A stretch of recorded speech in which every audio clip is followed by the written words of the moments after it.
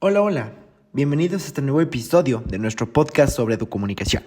Soy Gerardo Jan Juárez y hoy hablaremos de diferentes temas fundamentales. El primer tema es la relación entre la comunicación y educación desde el paradigma sociocrítico. La educomunicación es mucho más que enseñar o transmitir información.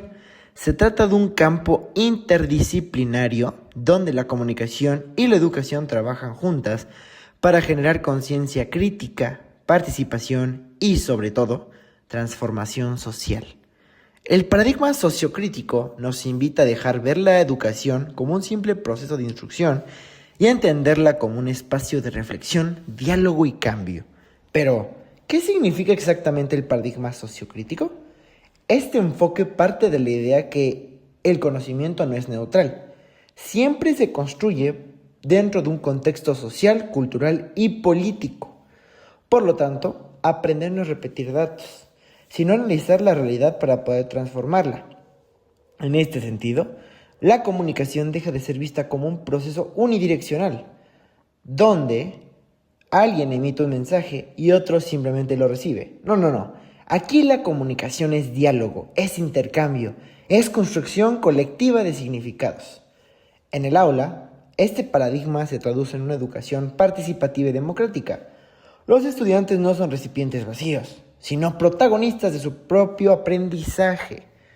Se fomenta el debate, la investigación y la reflexión crítica. El docente deja de ser una figura autoritaria y se convierte en un mediador que acompaña, guía y provoca preguntas. Porque, desde este enfoque, lo importante no es tener todas las respuestas, sino aprender a formular las preguntas correctas. El verdadero poder de este paradigma está en su impacto social, que al formar ciudadanos críticos se impulsa la participación activa en la comunidad y la búsqueda de cambio frente a las injusticias. La comunicación educativa deja de ser un acto técnico y se convierte en un acto político, en un compromiso con la transformación de la realidad. Este es un tema que nos enseña que la comunicación y la educación, desde el paradigma sociocrítico, nos enseñan que aprender no es solo memorizar, sino transformar. Es comprender que cada palabra, cada diálogo y cada intercambio pueden generar un cambio en nosotros y en la sociedad. Pasando al siguiente tema, hablaremos de las posiciones teóricas que explican cómo aprendemos y cómo se enseña. Hoy hablaremos del conductismo y el cognitivismo y el constructivismo.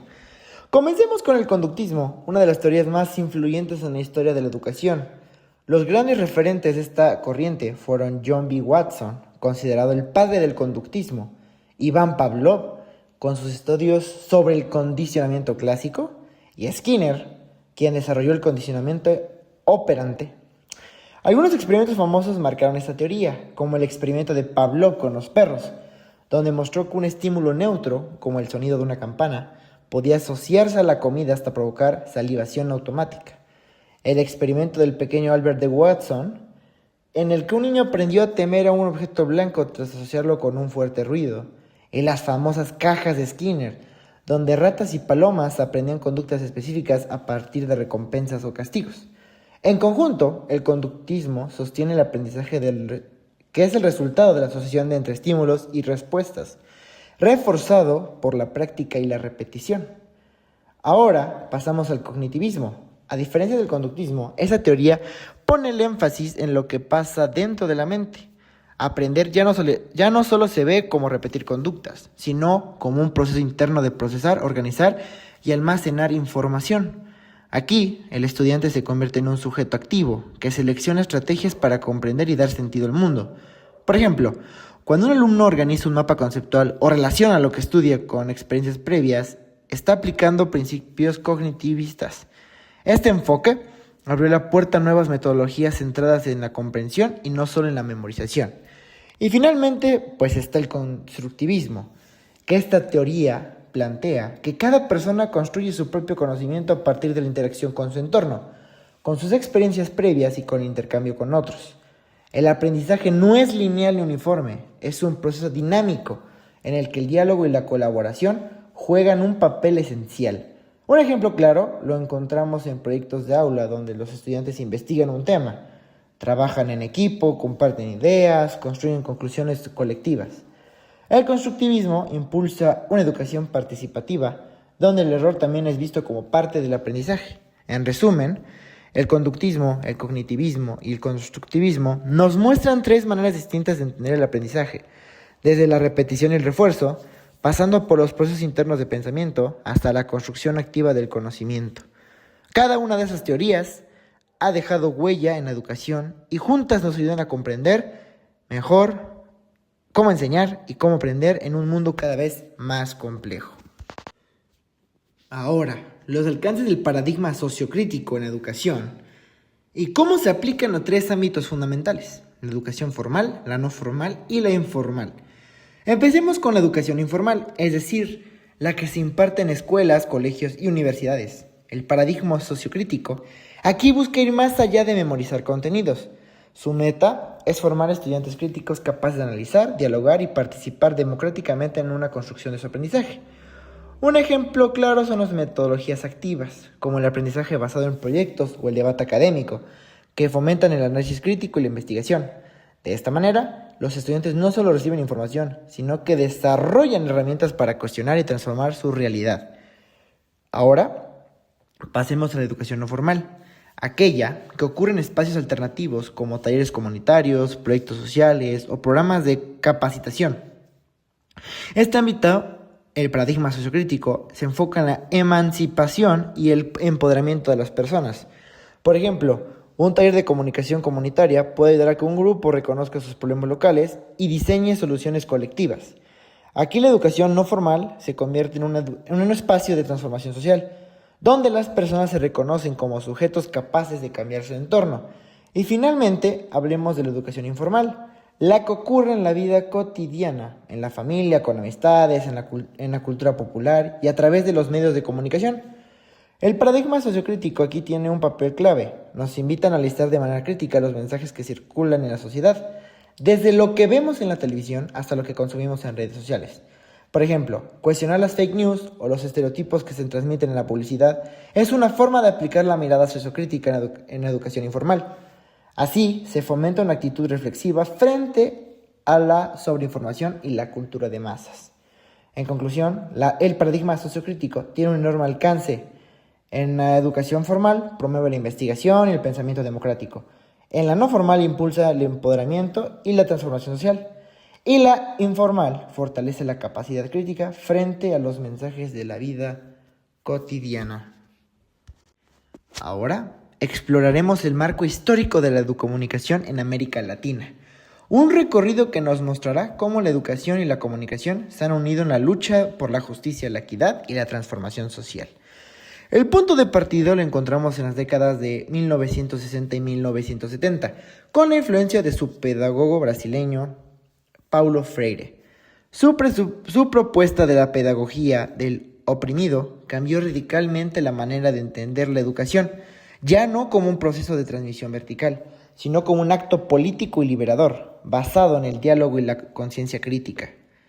En esta época también surgieron radios comunitarias, prensa alternativa, teatro callejero y proyectos culturales que buscaban dar voz a los sectores marginados. Todo esto se consolidó la educomunicación como un espacio de resistencia y participación. Más adelante, durante los años 80 y 90, la educomunicación comenzó a institucionalizarse. Organizaciones no gubernamentales y políticas educativas de varios países reconocieron el papel de los medios y la comunicación en la formación ciudadana. Se impulsaron programas de alfabetización mediática y proyectos comunitarios, entendiendo que la comunicación podía ser una herramienta poderosa para fortalecer la participación social y democratizar el acceso a la información. Hoy en día, el legado de esas luchas siguen vivos.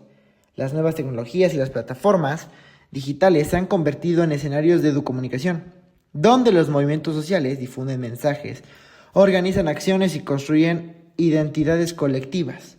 Un ejemplo es el uso de redes sociales para visibilizar luchas por los derechos humanos, el medio ambiente o la equidad de género. De esta manera, la educomunicación en América Latina se mantiene como un campo dinámico, crítico y profundamente vinculado a la transformación social. La historia de la educomunicación en América Latina nos muestra un camino de resistencia, innovación y compromiso social.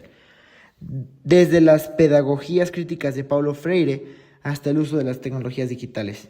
La educomunicación ha sido y sigue siendo una herramienta fundamental para dar voz a quienes no la tienen y para construir sociedades más democráticas e inclusivas.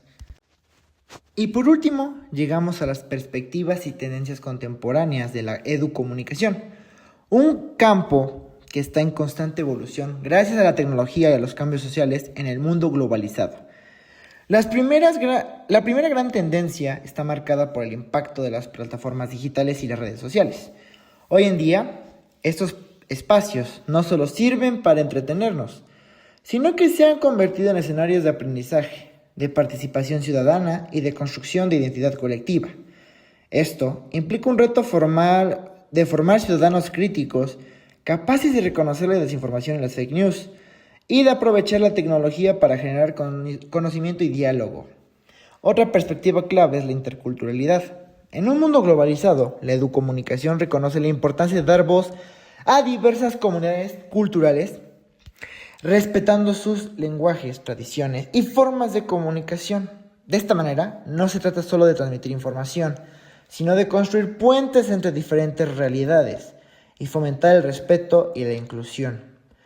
Dentro de las tendencias más actuales, también encontramos metodologías innovadoras, como el aprendizaje colaborativo en línea, la gamificación y los proyectos transmedia. El aprendizaje colaborativo fomenta el trabajo en equipo, a una distancia. La gamificación convierte el aprendizaje en una experiencia motivadora a través de dinámicas de juego.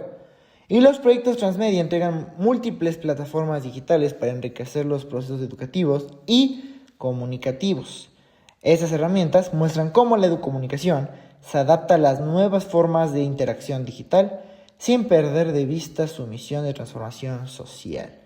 En conclusión, las tendencias contemporáneas de la educomunicación nos muestran un panorama en la tecnología, diversidad cultural y la innovación metodológica que combinan para enfrentar los desafíos de nuestros tiempos. Más que nunca, la educomunicación es un campo esencial para construir sociedades críticas, democráticas e inclusivas.